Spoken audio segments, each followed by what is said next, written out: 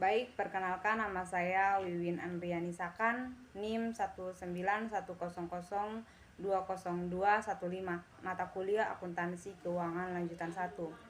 Baik, di sini saya akan menjelaskan kembali jawaban yang telah saya kerjakan. Sesuai dengan soal yang telah diberikan, jawaban saya di sini PT Induk mencatat pembelian tanah dan penjualan ke PT Anak dengan ayat jurnal sebagai berikut. Pada tanggal 1 Januari, di sini tanah tercatat sebesar 20 juta pada debit dan kas sebesar 20 juta pada kredit. Keterangannya yaitu mencatat pembelian tanah. Yang berikutnya pada tanggal 1 Juli, di sini kas tercatat sebesar 40 juta pada debit dan tanah sebesar 20 juta pada debit, dan keuntungan penjualan tanahnya di sini sebesar 20 juta. Itu didapat dari 40 juta dikurangi dengan 20 juta. Keterangannya di sini mencatat penjualan tanah ke PT Anak. Yang berikutnya, PT Anak mencatat pembelian tanah dari PT Induk sebagai berikut. Pada tanggal 1 Juli, di sini tanah tercatat sebesar 40 juta pada debit dan kas 40 juta pada kredit. Keterangannya yaitu mencatat pembelian tanah dari PT Induk. Ayat jurnal eliminasi berikut dalam kertas kerja yang dibuat pada akhir tahun. Di sini keuntungan penjualan tanah sebesar 20 juta pada akun debit dan tanah sebesar 20 juta pada kredit. Di sini penjelasannya yaitu mengeliminasi keuntungan yang belum direalisasi dari penjualan tanah. Yang berikutnya, ayat jurnal metode ekuitas dasar. Selama tahun 2000X1, PT Induk mencatat bagian kas, laba, dan dividen dari PT Anak dengan ayat jurnal yang umum menggunakan metode ekuitas dasar. Di sini kas tercatat sebesar 25.500.000 pada debit dan investasi pada saham PT Anak sebesar 25.500.000 pada kredit. Di sini keterangannya mencatat dividen dari PT Anak. Jadi 25.500.000 ini didapat dari 30 juta dikali dengan 0,85%. Jadi persennya ini kita dapat sesuai dengan soal. Yang berikutnya, investasi pada saham PT Anak di sini sebesar 42.500.000 dan itu tercatat pada debit. Yang berikutnya, pendapatan dari anak perusahaan sebesar 42.500.000 tercatat pada kredit. Di sini keterangannya mencatat pendapatan periode ekuitas. Jadi 42.500.000 ini didapat dari 50 juta dikali dengan 85%. Yang berikutnya, pada tanggal 31 Desember 2000X1, akun investasi pada pembukuan PT Induk tampak sebagai berikut. Seperti yang dilihat pada kertas kerja saya di sini, investasi pada saham PT Anak di sini ada biaya perolehan sebesar 240 juta.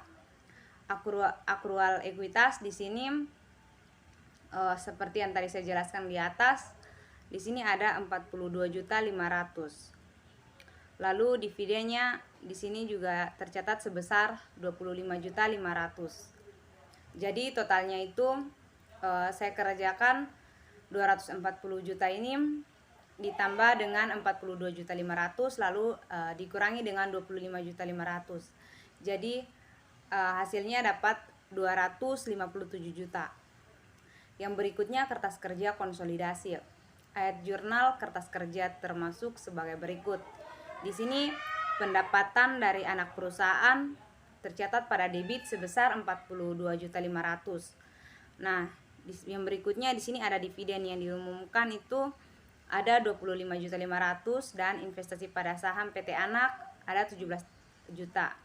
Tercatat pada kredit. Di sini pendapatan dari anak perusahaan itu 42.500.000 itu saya dapat dari 25.500.000 ditambah dengan 17 juta. Yang berikutnya maksudnya keterangannya di sini mengeliminasi pendapatan dari anak perusahaan.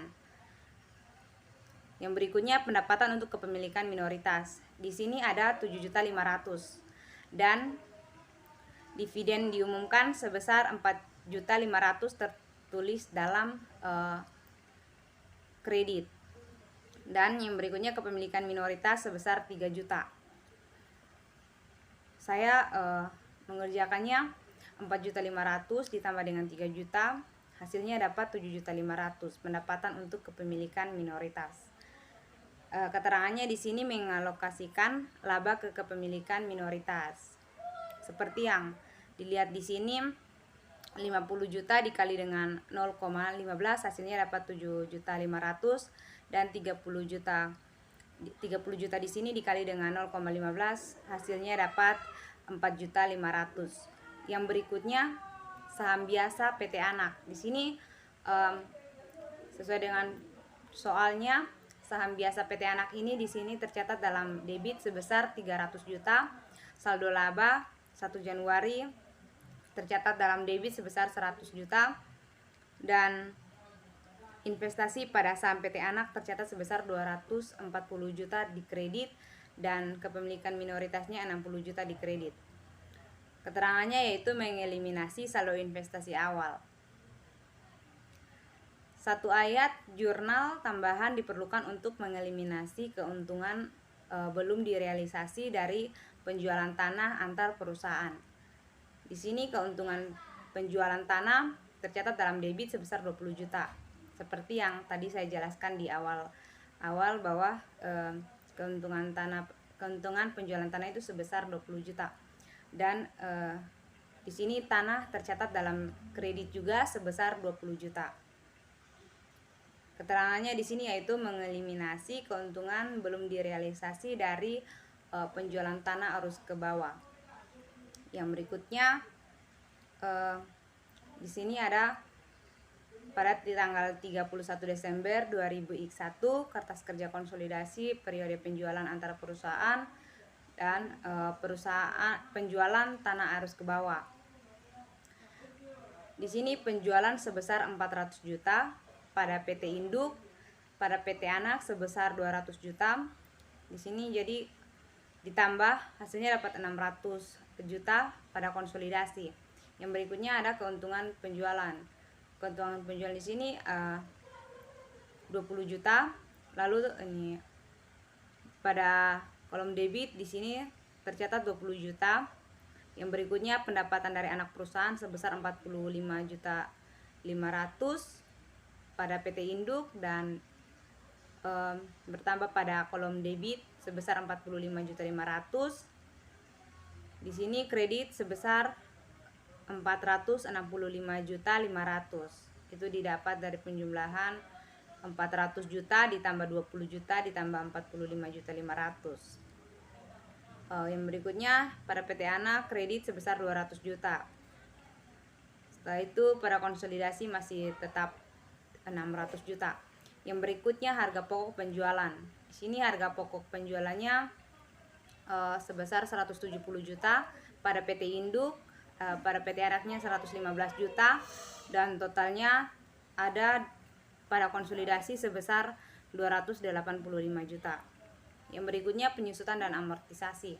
PT Induk sebesar 20 juta, pada PT Anak sebesar 20 juta, dan di sini konsolidasi totalnya sebesar 70 juta. Berikutnya beban lain. Beban lain PT Induk di sini sebesar 40 juta, PT Anak sebesar 15 juta, totalnya ada pada konsolidasi 55 juta. Yang berikutnya debit. Debit di sini didapat dari penjumlahan harga pokok penjualan, penyusutan dan amortisasi dan beban lain-lain. Jadi hasilnya ada 260 juta dan pada PT Induk, dan pada PT Anaknya di sini sebesar 150 juta. Jadi totalnya di sini 410 juta. Yang berikutnya Di sini pendapatan untuk kepemilikan minoritas. Di sini ada bertambah pada kolom debit sebesar 7.500.000. Lalu pada konsolidasi di sini ada 7.500.000. Itu saya buat dalam kurung, yang artinya kita tahu bahwa itu artinya dikurangi. Itu hasilnya akan dikurangi. Yang berikutnya laba bersih dibawa ke depan. Pada PT induk tercatat sebesar 195 juta. Pada PT anak sebesar 50 juta, dan pada debit di sini tercatat 73 juta, itu didapat dari 45.500.000 ditambah 20 juta, lalu ditambah dengan 7.500.000. Yang berikutnya konsolidasi di sini didapat 197.500.000. Di situ didapat dari 190 juta, itu seharusnya dikurangi ya teman-teman. Jadi di situ seharusnya dikurangi dengan 7.500.000. Jadi sebenarnya hasilnya di sini adalah 182.500.000. Yang berikutnya saldo laba 1 Januari. PT induk pada PT induk tercatat 300 juta, pada PT anak tercatat 100 juta, dan debit tercatat 100 juta. Jadi pada konsolidasi totalnya 300 juta. Laba bersih dari atas, pada PT induk tercatat 195 juta, PT anak sebesar 50 juta, dan di sini debitnya tetap 73 juta dari total laba bersih di atas, dan totalnya di sini pada konsolidasi itu sebesar 318 juta. Lalu yang berikutnya dividen diumumkan. Dividen diumumkan ini sebelum itu ada totalnya 300 juta ditambah dengan 195 juta, hasilnya dapat 495 juta. Pada PT induk dan pada PT anak sebesar 150 juta, dan di sini totalnya 300 juta ditambah dengan 318 juta, hasilnya dapat 618 juta. Yang berikutnya dividen diumumkan. Di sini dalam kurung 60 juta pada PT induk dan pada PT anak sebesar 30 juta dalam kurung, dan tercatat pada kredit sebesar 25.500.000. Lalu di sini juga tercatat pada kredit sebesar 4.500.000, dan pada konsolidasi tercatat 60 juta dalam kurung. Yang berikutnya saldo laba 31 Desember dibawa ke depan. Di sini pada PT induk tercatat sebesar 435 juta, pada PT anak sebesar 120 juta.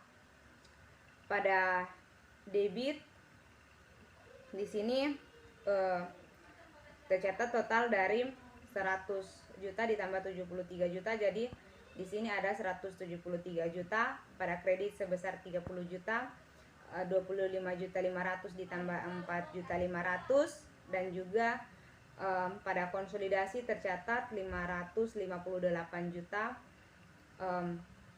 didapat dari 618 juta ini dikurangi dengan 60 juta. Yang berikutnya di sini kas tercatat pada PT induk sebesar 299 juta, pada PT anak 40 juta, dan di sini pada konsolidasi totalnya 339 juta. Piutang usaha PT induk 75 juta, pada PT anak sebesar 50 juta, dan totalnya konsolidasi sebesar 125 juta. Yang berikutnya persediaan. Persediaan di sini pada PT induk sebesar 100 juta dan PT anak sebesar 75 juta, dan totalnya pada konsolidasi sebesar 175 juta. Yang berikutnya tanah sebesar 155 juta, pada PT induk dan pada PT anak sebesar 75 juta. Di sini tercatat juga di kolom kredit sebesar 20 juta dan totalnya di sini konsolidasi sebesar 210 juta.